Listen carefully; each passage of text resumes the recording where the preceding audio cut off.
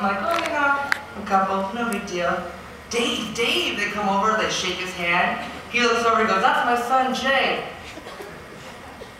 The only couple on the beach. Of course, another guy. When I started dating, I dated a guy who had a Honda, and he wasn't allowed to park anywhere near the house.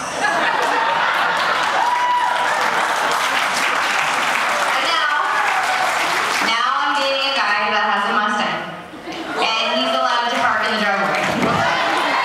On the grass. And on the grass.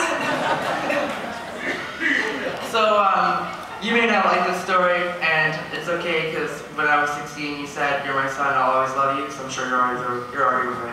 That's cool. When I was younger, well, not really when I was younger, all the time, you've always worked 6 days a week, always been in the community, working very hard, and always been a family man as well, and I have to say this, when I was younger, he would come home and he'd be so used to being strung up and businesslike that he'd have to unwind in some way. And I remember a couple days, I can see your face, I love it. Mom tried to censor some of this, but she didn't hear all of the whole speech. So I remember this one time, he crawled in the room on hands and knees and bit my toes and barked like a dog. And the only way to get him to leave the room was to roll up a newspaper, hit him, and say, "Bad dog."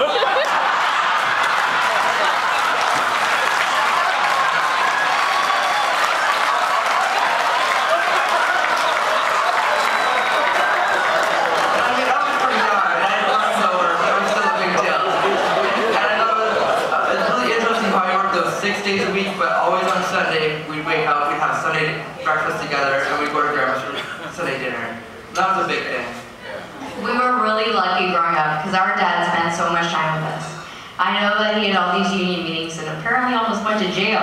That's new. The broken hand, we knew that his hand hurt. We didn't know it was broken. The jail thing, that's brand new. Brand new. I'm 26, that's brand new. Brand new. But Dad always made time for us, always. I was Daddy's little girl. We would ride our bikes down by the river. I would have my little basket, and he would wait for me because I would take forever. But we would ride down to Paulette, and we'd have our little daddy and daughter days all the time. Dad always made time for us, even though he was gone and went to Port Alcan. And we would go with him sometimes, and yes, we would listen to Frank Sinatra the whole way there. And I know every single song, and I can sing it to you backwards. And I know that he's saying, but we got on to Michael Bublé. Michael Bublé sings Frank Sinatra songs. So just to let anybody know who had to sit in the car with him, he listens to Michael Bublé now. It's a little better. But Dad made time for us. He always made time for us. Do you want to do the union dues? Oh yeah. Wait, we're doing it. So, we knew we grew up in a union household when, first off, our allowance was a little higher than everyone else's. That was pretty cool. We had responsibility, meetings. You always hate the talk with parents. They're like, oh, they didn't give me the talk. They'd have their own seats, and you'd sit on the couch, and you're alone on the couch. And they're the lazy boys facing you, and they'd go, what do you think should be the punishment? Oh, God.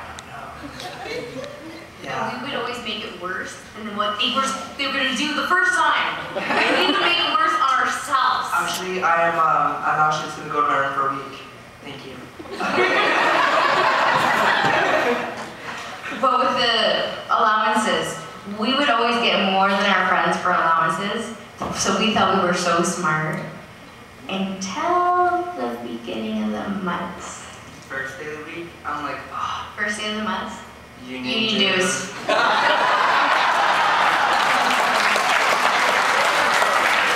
Congratulations, Dad, for retiring, and congratulations for the Charlie Brooks Award.